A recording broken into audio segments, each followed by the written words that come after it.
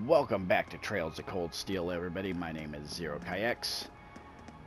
When we last left off, we were sneaking out to meet up with Captain Claire. Now I had a bit of problem. This is my second attempt at the recording, and because I didn't save before all this, there were a few things that I did to start. First off, if you talk to this guy right here on the bench, he will give you another book. I believe it's Red Moon Rose Chapter 12. And then if you head down this way and talk to this young boy here, you'll get a hidden quest called Hide and Seek. Which, if we just come over here, there we go. Midnight Hide and Seek.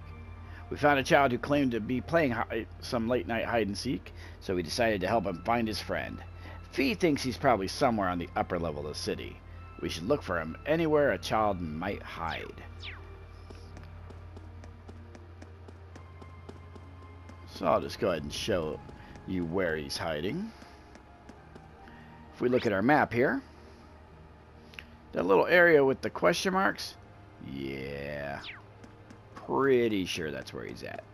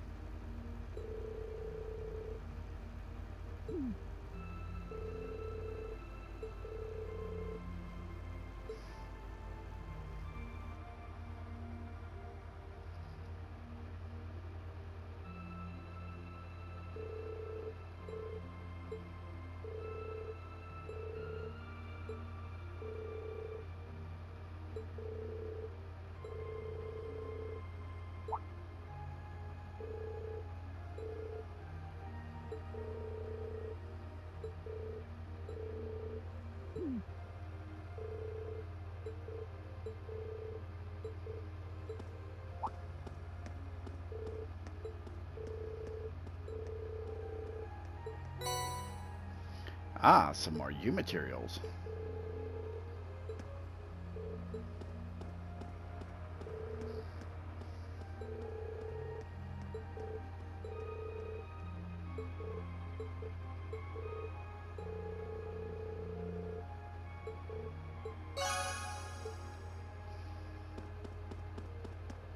Alright, let's go see Claire.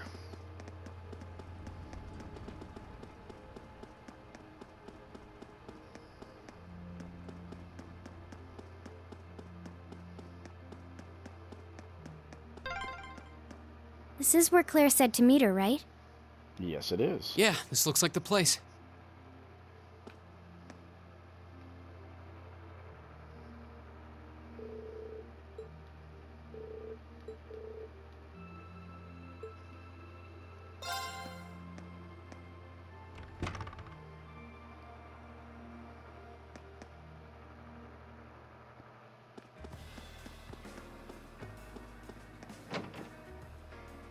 All right, now to find Captain Claire.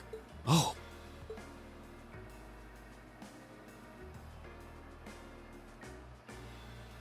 Yeah, it's kind of hard to miss somebody with that distinctive amount of hair. Especially in that color.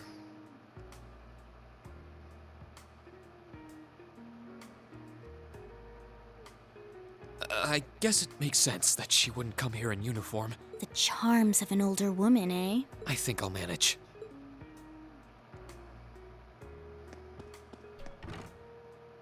Sorry I kept you waiting.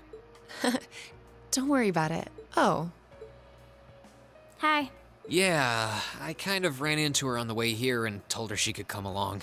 That's not a problem, is it? Not at all. I assume you've been surveying the town while acting as Reen's bodyguard. Sounds like you've done your homework. The intelligence division has told me a little.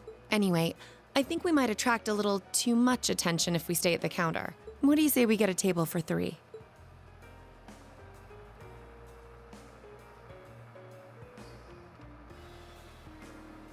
It's good to see you both.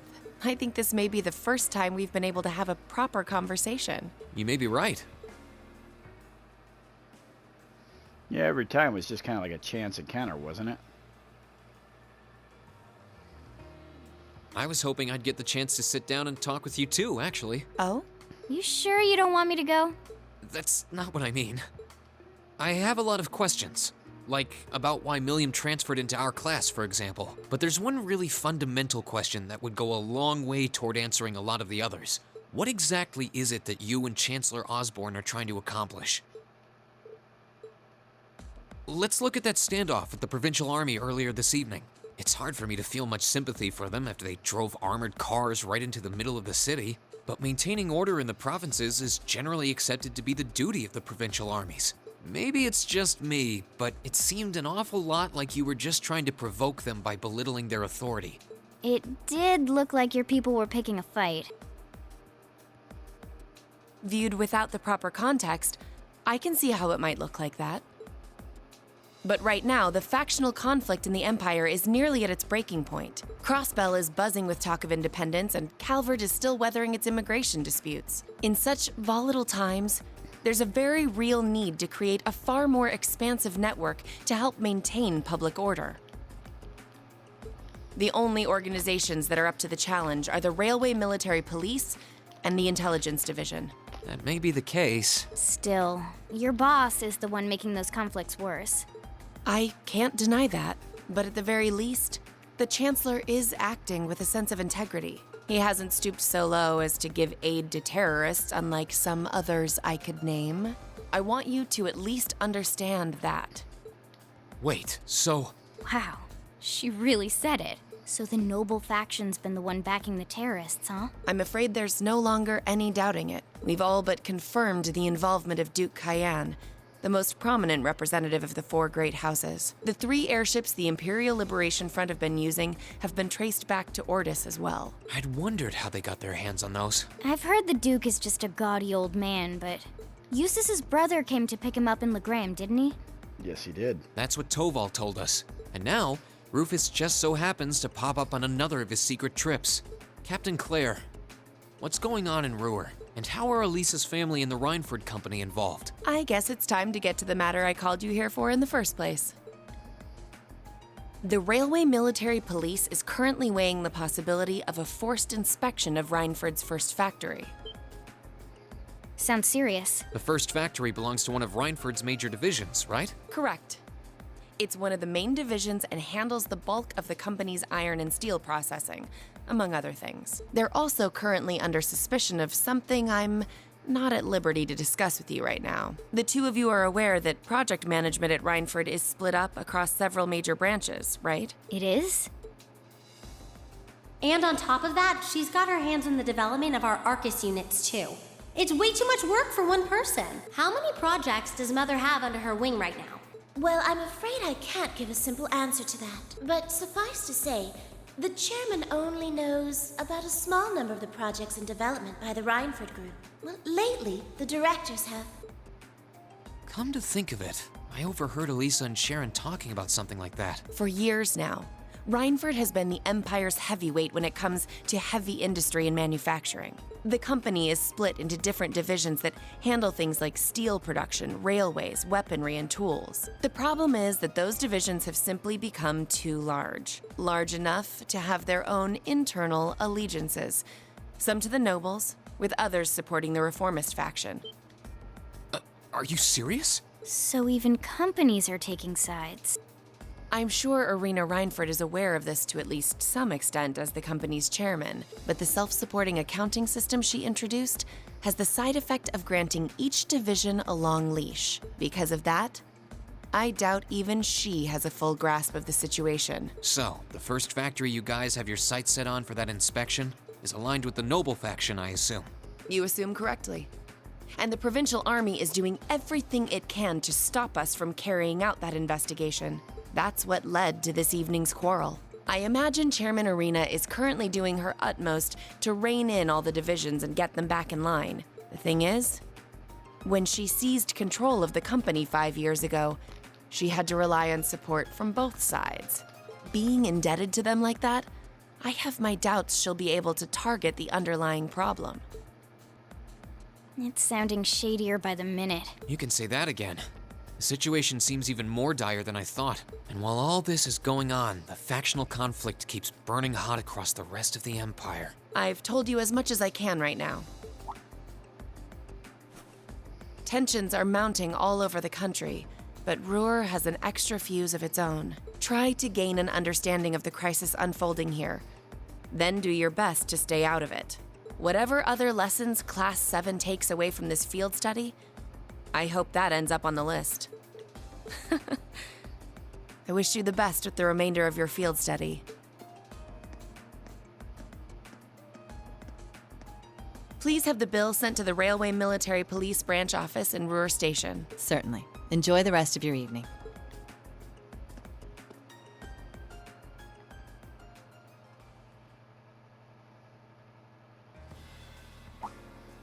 Wait! The bill!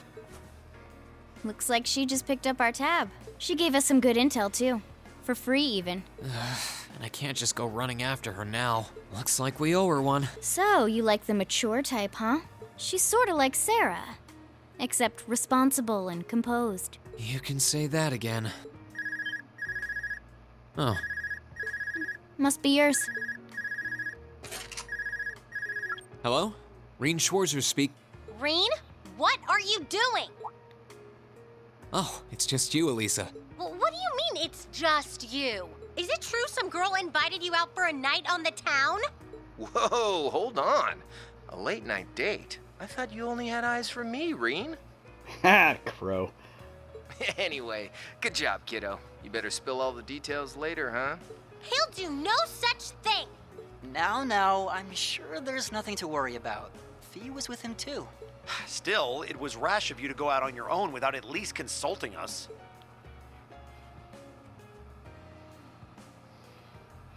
Ready to head back? Yeah, I think that'd be for the best.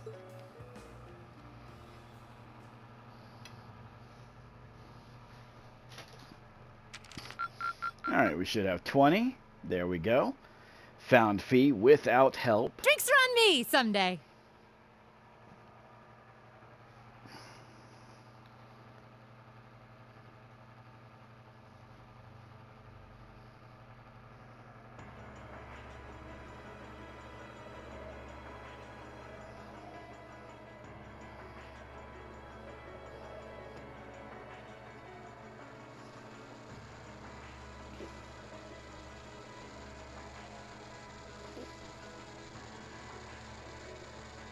The time has come.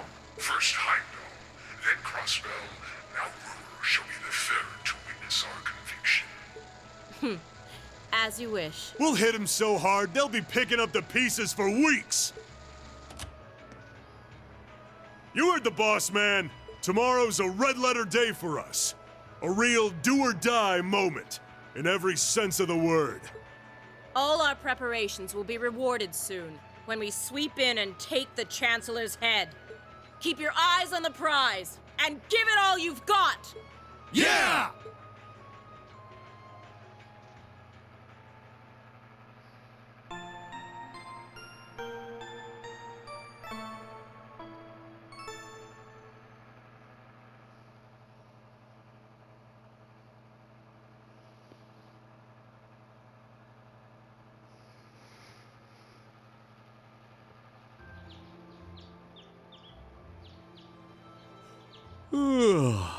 So tired.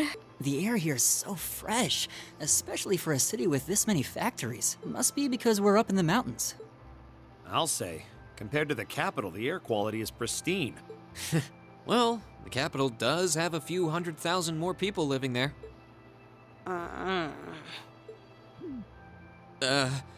Sure is a nice day today, isn't it, Elisa? Not as nice as last night must have been. I told you, I'm sorry. Yeah, I'll bet you are. Why are you so jealous, Elisa? It's not like you're dating him. I cannot believe you! After all those things you said to me last night, you go rushing out to meet another girl! Ooh, the skies might be clear, but I'm sensing a stormy forecast today. Well, all things considered, even if we assume Captain Claire is trustworthy, I'm not sure how wise it was to go out on your own. I know. In hindsight, I regret keeping it to myself.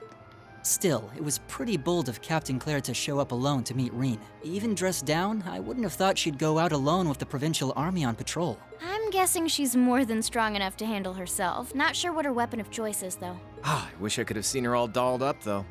But she was a real knockout. Come on, that would put a spring in any man's step. I don't blame you for sneaking out alone. Oh! No! It's not like I knew she was going to show up wearing a cocktail dress. I swear! You seemed pretty taken by her when she showed up yesterday, though. And your eyes were glued to her right up until she left the scene. Oh, really? So while we were enjoying a quiet evening, you were out carousing with a beautiful woman, were you? You lucky son of I mean, for shame, Reen! We're here representing the Academy on a field study! I swear, you guys are just making things up at this point. But thanks to the information I got from her, we have a pretty good idea what's going on here in Ruhr. And now that we know, we should be able to do something about it. What do you think, Elisa? Yeah, I'm in. So in short, the first factory did something to catch the eye of the railway military police, prompting an inspection. And all the while, the Provincial Army's been here blatantly trying to prevent them from doing that? Let's not forget that the first factory is run by none other than the Noble faction. I know that the divisional directors have been operating without much in the way of executive oversight for years now, but Mother always allowed it. She thought that encouraging competition among the divisions would yield more innovations. I never thought that'd lead to something like this. Seems like the lesser of two evils. By the way, hearing about the first factory made me curious. Do the other divisions have their own political allegiances? Well, to give you a basic idea, this is a bit oversimplified, of course. Divisions are made up of many people, and they all have their own opinions. But the positions of each division's directors are clear as day, though. The first and second factories in particular have had a pretty fierce rivalry going on between them for years. But even still, I wouldn't have expected the first factory to do something flagrant enough to prompt a military inspection. Neither would I. All right, we're gonna do whatever it takes to get to the bottom of this. And when we tie this up all nice and neat for her, even my mother will have to admit she's grateful to us. Sounds like a plan. That's the spirit. Offhand, I'd say this falls under the scope of our field study too. Thanks, everyone. Sounds like we're in for a ride. Anyway, let's take a look at the field study tasks Sharon gave us for today.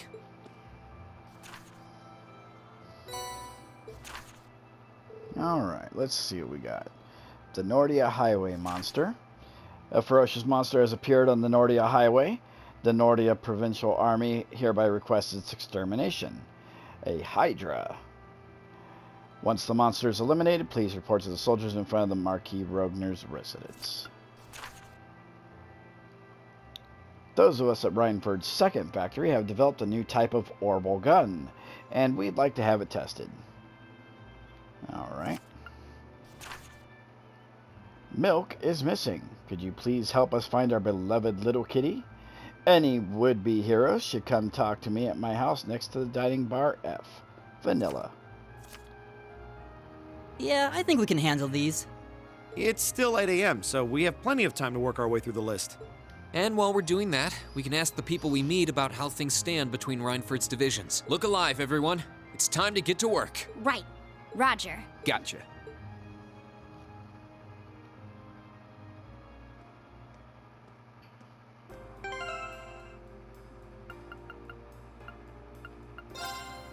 Alright. There we go.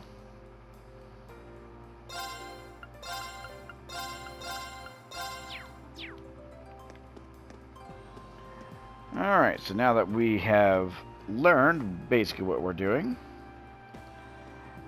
Let's head over to Baronia's General Goods. There's a new book to pick up.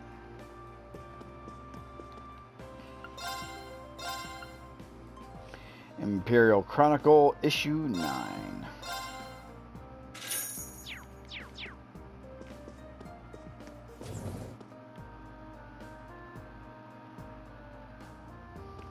Maybe I have enough time to get one quest done. Let's see.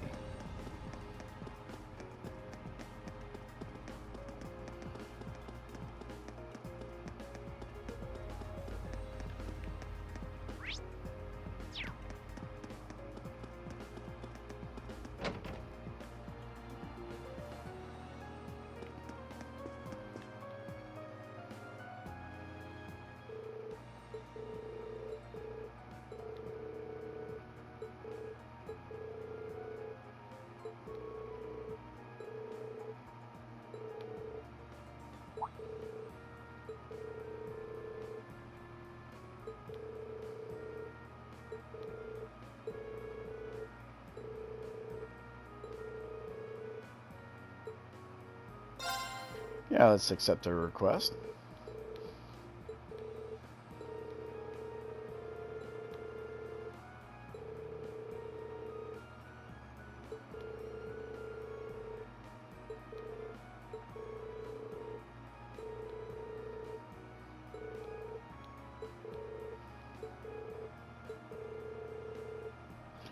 Orange and white fur, and wearing a yellow collar.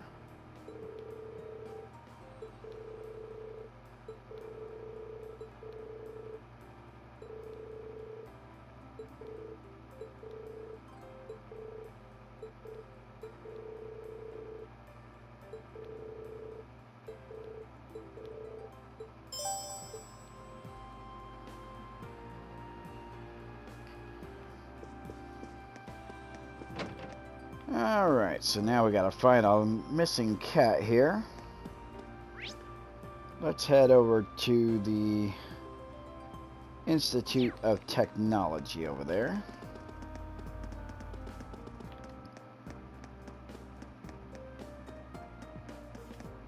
Aha.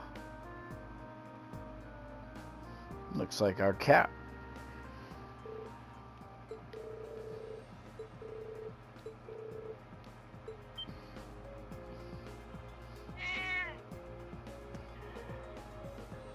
The cat is just like, deuces.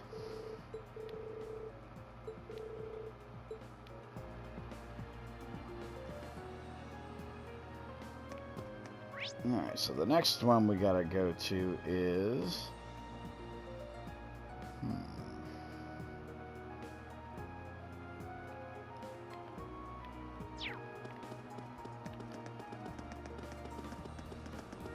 I believe she went to lower level this time.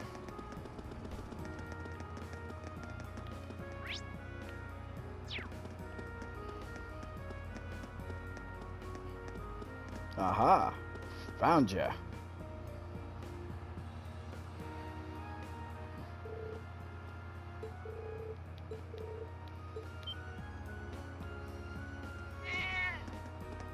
I mean, Fee's good with cats. Why don't we just send Fee after her?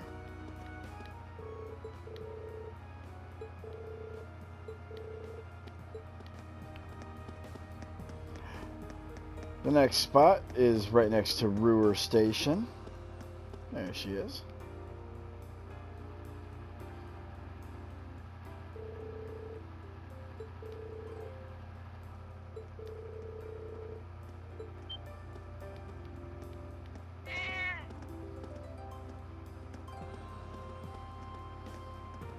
And she went into Ruhr Station.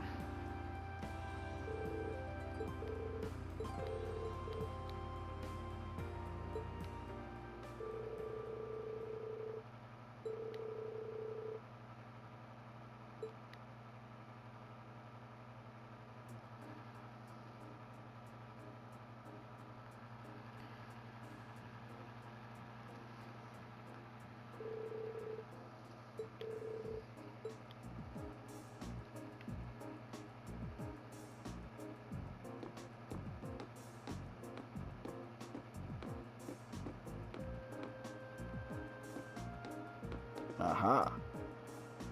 Nowhere to go now, kitty.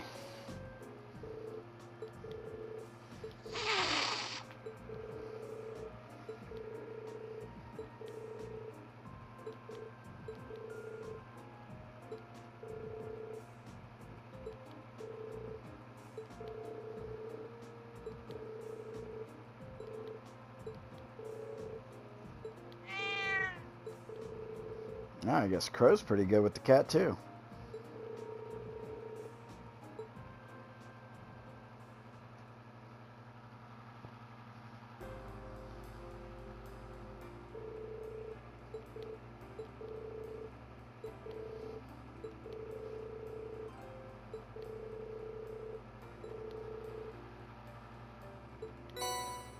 Some melted gratin for our trouble.